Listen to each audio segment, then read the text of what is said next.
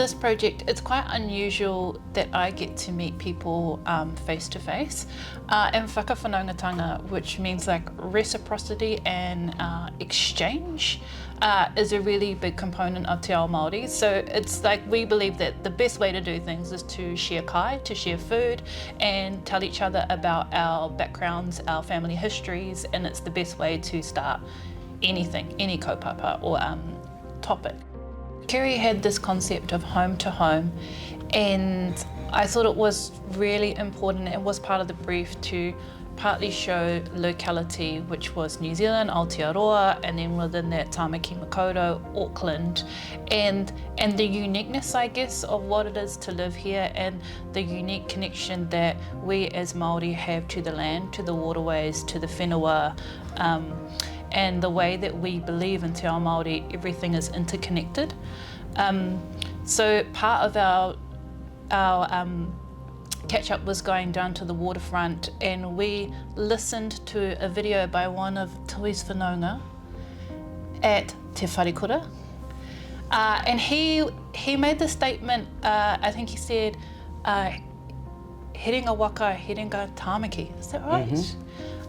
And so a Herenga waka is essentially a mooring post, and to expand on the thinking around home to home, a mooring post is this thing which all the waka come into, and the idea is that it keeps them safe in a safe harbour, and it cares for and welcomes people as they come into the city, and then when they're ready to leave, you could untie yourself and go back to where you came from. So it was a really nice analogy that sort of all came together quite organically, that tied really nicely both to like the relationship we have to Te Moana Nui a Kiwa, the fact that that is the ocean between us and Australia, the way that our tipuna, our ancestors, navigated the Pacific Ocean to get here from Hawaii, and the tohu or the symbols or signs that they used to get here.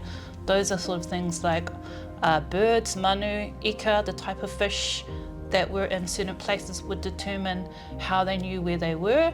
Whether or not they were close to land was due down to the way that they read the signs from the birds and what birds they were.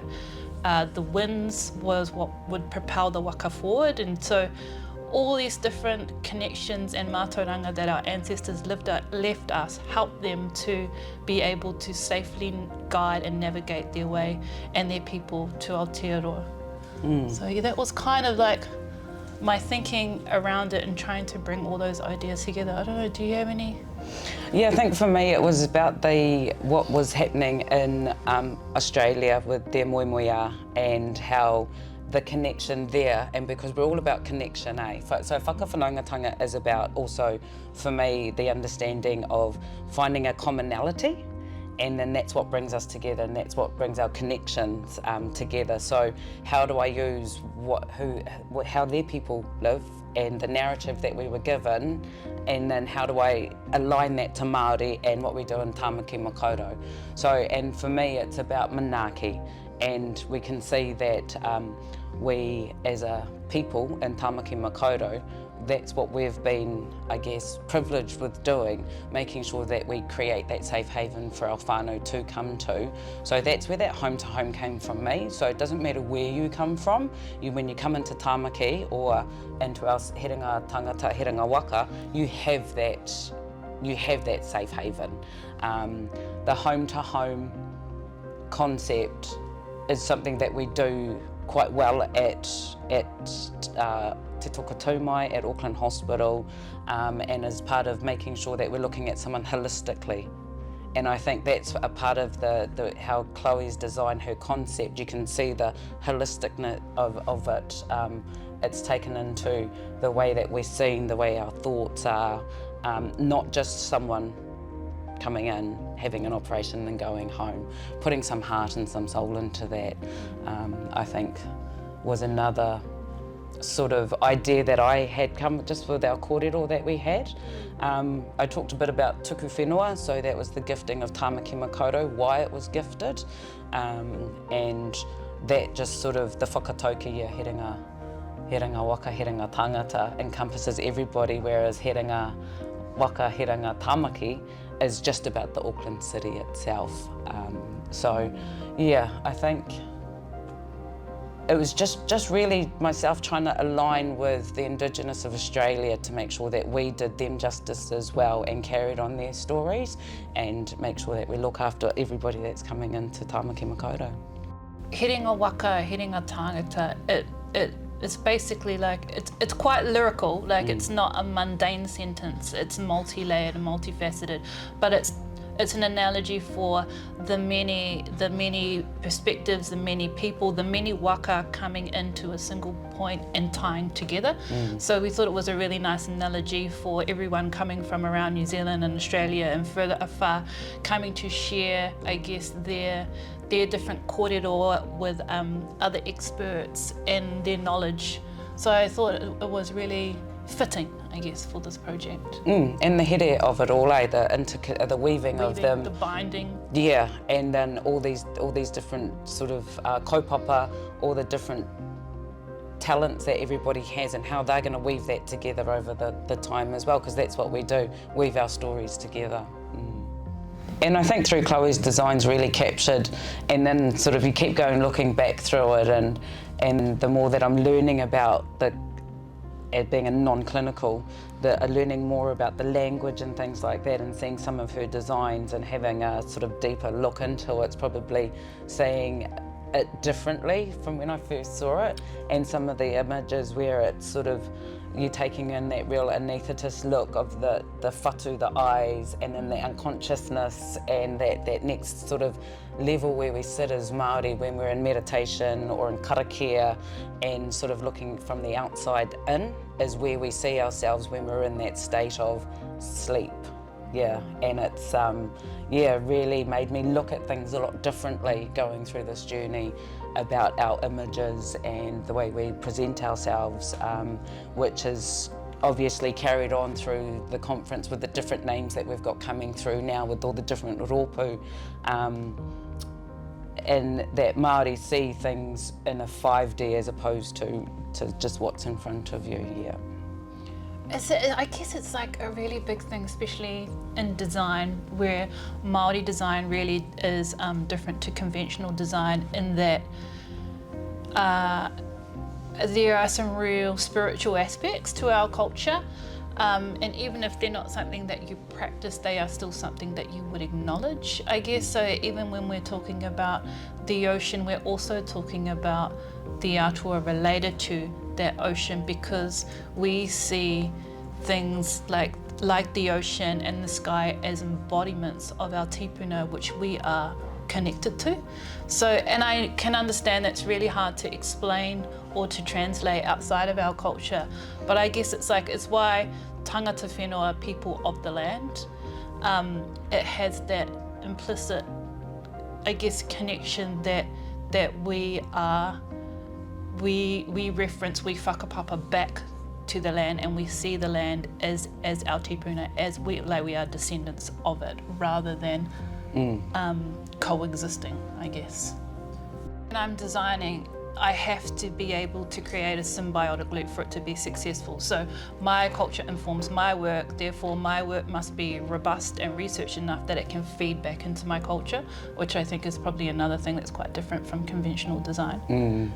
But that's my metric for success, I guess. If it's like uplifting my culture that has informed my process in the way that I think, then that's a successful project. And I think this project has a real integrity to it. I think that everyone brought with their different skills and research and pukinga. So I think that is in part why it was so successful and came about so organically, I guess.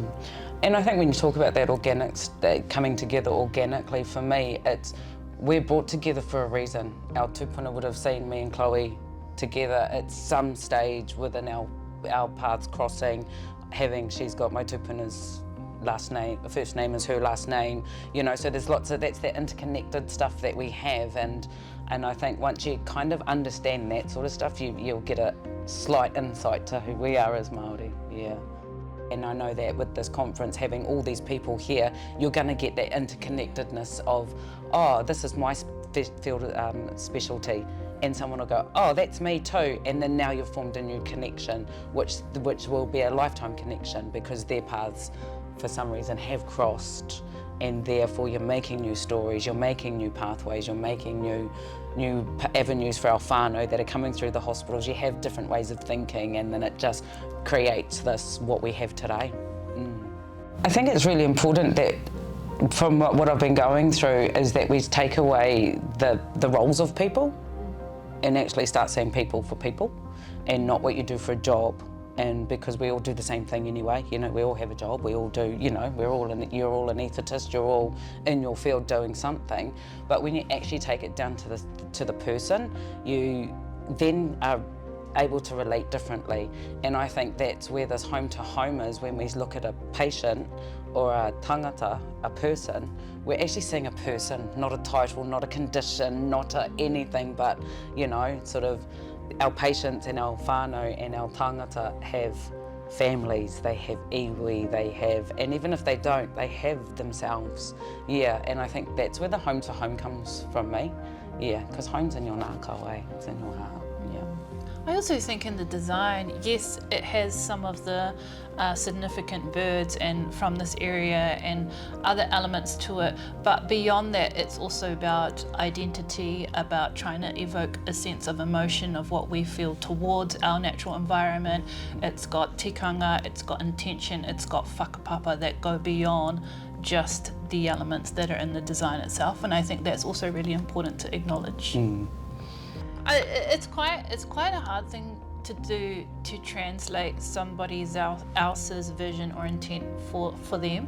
So it was really nice to be able to share and have some back and forth dialogue over like what's appropriate, what could we do, what would mana whenua feel comfortable with, and be able, because you're quite often, for me as an independent designer, I'm quite often thinking in isolation. So between Tui and Frankie, like it just helped, I think, push it a little bit more forward. And I actually didn't, I always think this, but I was like, I don't think they're gonna like it. Because you never know. I think it's quite hard when I'm working with more Māori organisations. Obviously there's already some understanding of our cultural nuances, so to share it further with people from Australia who might not have the same understanding and to have it so well received was like a real pleasure, I think. Yeah. It's a privilege to be honest, be trusted. I think sometimes people don't always understand that collaboration is more than a nice to have when it comes to significant Māori work. It's essential. So I think having everyone in their respected roles really amplified what I would have been able to do alone. So yeah, no, it was amazing. Yeah, and I'm no expert in my field, but it's nice to be in a safe space to be able to kōrero and have that, like our dialogue that we had, and you know, it's sort of especially about the images and working with someone that has that understanding of how we feel about our images being portrayed in on such a wide platform, and how making sure that things sit right. They're in the right spaces because they all have meaning. It might just look like a fish, but tāta kai, it's a tupuna. It has so much more meaning, and you know, and how do we go with that? Because at the end of the day, it doesn't come back to us. Actually, the person that's wearing it, that's where it goes to, you know, and that them making sure that we're keeping them safe. And when we're having the kōrero that we have, and how we can depict it in a way that doesn't lose the essence of what we're trying to achieve. I think a big thing in Māori design, it's tikanga, which is sort of translates to protocols, but they're not to gatekeep, they're to care, I guess, for the mātauranga that we've been left. Mātauranga, I mean wisdom, values, worldviews that were passed down from our ancestors. So it's quite a big thing, and we talked about, we were creating some designs for some scrubs, and then how that might be worn and what the intent behind that would mean, and we altered the design for the portai, for the cap, just to ensure that some of the signs may not be read that some of the signs would be interpreted correctly for their context. And we talked about things like not having the designs go near bathrooms and toilets and things like that, just to, I guess, keep their mana intact. Luckily, there's another thing in Māori culture where our kākahu, which I've used some of the designs, come from ancient cloaks, and like the tāniko that we used on the hats, and you can see it in the fish designs, and they come from these kākahu which were centuries years old, but they were made to imbue the person with the mana of the iwi.